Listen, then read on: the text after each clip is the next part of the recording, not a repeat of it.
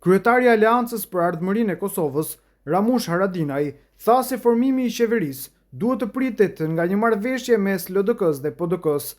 Ai tha se Aleanca është e gatshme që të bashkëpunojë me këto dy parti për t'i dhënë, siç u shpreh Haradinaj, vendit shumicën. Haradinaj në konferencë për media tha se së bashku këto tri parti mund të formojnë qeverinë nëse ka vullnet politik.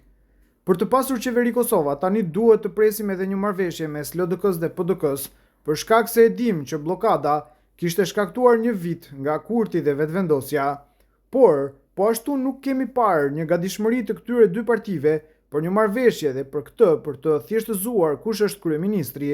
Aleanca nuk ka qitur kushte dhe nuk qet kushte për opozitën, por tani është momenti që të reflektojmë të gjithë, të mos e votojmë vendin. Nga ne, të dy partit LDK dhe PDK e kanë një partner dhe jemi të gatshëm që të bashkëpunojmë me ta për t'i dhënë vendit shumicën, deklaroi Haradinaj në konferencë për mediat. Ai shtoi se në procesin e sotëm zgjedhor ka fituar demokracia. Ai tha se kanë fituar 8% të votave dhe 9 mandate për kuvendin e Kosovës. Për ne, për AAK-n, është konfirmuar rezultati 8%, që është rreth 9 mandate. Këtu ua konfirmoj me siguri nga njohurit tona, informatat tona që kemi, kuptohet e mirë presim rezultatin final, numërimin e të gjitha votave atyre në vend votime me kusht të diasporës me post dhe si i tillë ky rezultat na bën krenar me punën tonë.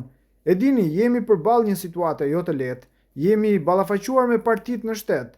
Ka 5 vjet edhe përkundër krejt zhvillimeve që kanë ndodhur në vend, po vërtetohet edhe një herë që blokada një vjeçare e kurtit nuk jep rezultatin e pritur prej tij.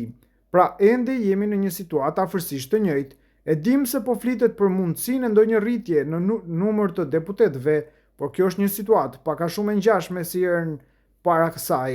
Ne jemi dakord që të veprohet me shpejtësi, të krijohen institucionet e vendit, të mos vonohet më Kosova, shtoi Haradinaj.